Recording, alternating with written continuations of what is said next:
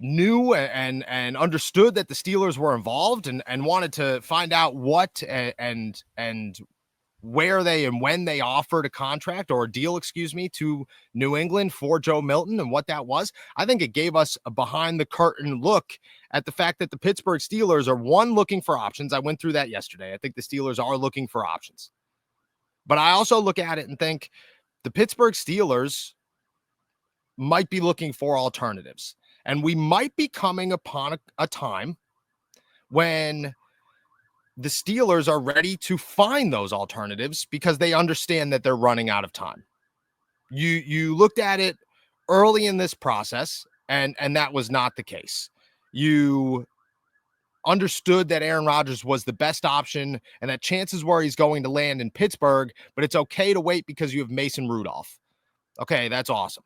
But if the Steelers are thinking about Carson Wentz, if the Steelers are thinking about Joe Flacco, if the Steelers are thinking about Hendon Hooker, if the Steelers are thinking about any other option on the table, they are likely hitting a point where they are saying the train is rolling. Deals are getting done. Russell Wilson is signing with the Giants. Joe Milton's getting traded to the Dallas Cowboys. Maybe, just maybe, things are going to start heating up. Maybe Carson Wentz is the next name off the board. Maybe Joe Flacco is the next name off the board. Maybe another trade with Hendon Hooker because the Detroit Lions have Kyle Allen is the next move. And the Steelers understand that right now they are not sold that they are going to get Aaron Rodgers. They at no point have ever been sold that they're going to get Aaron Rodgers. That's the wildest part of this whole thing is they're confident that they are the best landing spot, but we're all confident that they are the best landing spot. The difference is that they are by no means sold or certain that he's going to sign. The conspiracy theories of a handshake deal between Mike Tomlin and Aaron Rodgers are just not true. That's there's no part of that. Instead, I truly think the Steelers are sitting around having conversations, Omar, Mike Tomlin, Art Rooney, sending messages to Aaron Rodgers through words like Art Rooney saying, we're not willing to wait forever. And then having conversations of when are other options going to be off the board? When are we going to hit a point where we're in trouble because we've waited too long for Aaron Rodgers? I think that crossroads is coming sooner than we believe. I'm not saying they're bailing on Aaron Rodgers. They're not going to. And if he announces it at the big night out with Pat McAfee, I think it's the most ridiculous thing you could possibly do. And to be honest with you, anybody who's upset about him dragging this out and being this dramatic so that he can make that announcement there, everything's warranted. Everything's warranted. But just a big giant but, actually. You got to look at it and say it's a possibility, and the Steelers have to protect themselves. And I think they're starting to realize that. I think they're starting to have those conversations. Again, it doesn't mean that they're going to pull the trigger on anybody, but they tried to on Joe Milton. Who knows if they're going to try to again? I just look at it and say, we're hitting that point. We're hitting that. The wheel is spinning for the first time in a long time when it comes to the Pittsburgh Steelers, Aaron Rodgers, and potentially going a different direction. That's what I gained from this. That's what I gained from yesterday. That's what I gained from Big Ben's words. That's what I've gained from Art Rooney's words. It just feels like those who are around the Pittsburgh Steelers or who have developed a Pittsburgh Steelers mindset are starting to hit a breaking point going, look it, we will bend, but at a certain point, we're about to break. And the Steelers are there. Aaron Rodgers could do this with, I don't know, maybe the Giants or the Jets, They could have potentially done this with the Giants, but even the Giants moved on. Even the Giants said, we're done.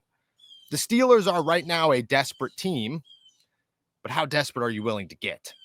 And I truly don't think it's as desperate as we think we are. I don't think it's as desperate as everybody is concerned that they're going to be.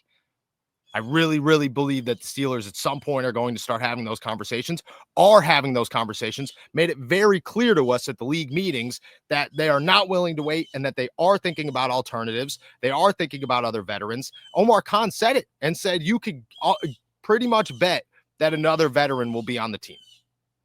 Joe Milton got that train rolling. Do the Steelers jump on it next? That's a big question. I think it comes before the draft. I think that we get an answer before the draft. I don't think the Steelers go into the NFL draft with just one veteran. I mean, Skylar Thompson, but just one veteran in Mason Rudolph. I truly believe that they go a different option. And they say, okay, Carson Wentz, Joe Flacco, who I think are lower on the list, Hendon Hooker, maybe.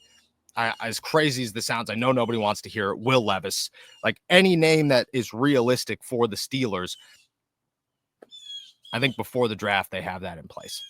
That's where I sit here and stay, because it doesn't matter about showing up on April 21st and trying to develop chemistry with your guys. That doesn't mean half the team isn't there anyways. Aaron's not showing up. He's not spending April and May in Pittsburgh when it's still rainy. That's not what's going to happen here. Instead, what we're looking at is the Steelers saying, okay, the draft is in a week or in 3 days or whatever. We have to move on. We have to go a different direction. Aaron's not worth waiting around for. And that's the risk that you're taking, because the Steelers look at this and say Aaron Rodgers can win us a Super Bowl. But if Aaron Rodgers comes in here and stinks, how bad do you look? You look awful. And 31 other teams, coaches lose jobs. GMs lose jobs for situations like this. In Pittsburgh, that's not the case, but it doesn't mean Art Rooney's not pissed. He doesn't mean Mr. Rooney's not sitting around going, this is unbelievable. I can't believe we found ourselves in this situation. That is still, nobody's going to get fired, but that is still very much so how they would handle that. Is they would look at it and not be okay. Nobody'd be okay. I truly think that that's starting to become a possibility, that the Steelers understand how desperate they look, that Art Rooney's not happy about it, that they are starting to look at alternatives. It doesn't mean they're going to pull the trigger on an alternative. They're not. But every day this moves on, especially if the big night out comes and it doesn't happen then, we get closer to the Steelers reaching that crossroads of saying, it's over, we can't do this anymore. We can't wait for Aaron Rodgers because we don't know if Aaron Rodgers is ever going to come. And we look worse, and we're running a bigger risk by the day, because you go 10-7 with Mason Rudolph, which is realistic, and you go 10-7 with Aaron Rodgers, which is realistic.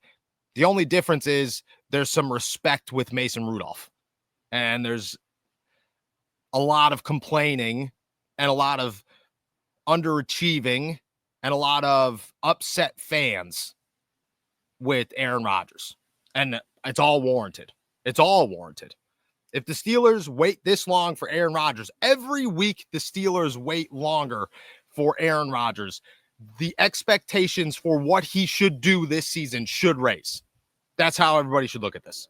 Is if the Steelers have to wait until after the draft for Aaron Rodgers, they should be AFC North champions and some.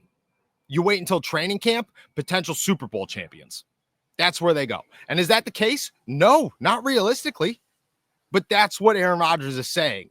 That's what the Steelers are saying, is that we're waiting around for a quarterback who's going to win us a Super Bowl.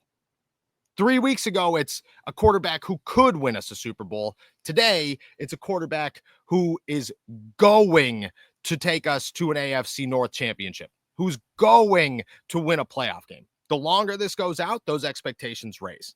I think everybody's aware of that. I think the Steelers are aware of that. And again, it's not realistic. Nobody's sitting around going, Aaron Rodgers is the savior of the Pittsburgh Steelers. Nobody believes that. But that's what this wait is saying. This wait is making a statement that the Pittsburgh Steelers are all in on Aaron Rodgers. Yeah, well, the longer you wait, those expectations should raise. And the fans should be the one raising those expectations. They should be putting that standard higher on the team. Hey, Mike T, Omar Khan, Art Rooney, you guys want to wait this long for a quarterback that I don't believe is going to win more than 10 games? All right, cool. Well, he better take us to an AFC championship game, because you guys were willing to wait as if he was the second coming of Christ and was going to win us an AFC champion or an AFC championship game.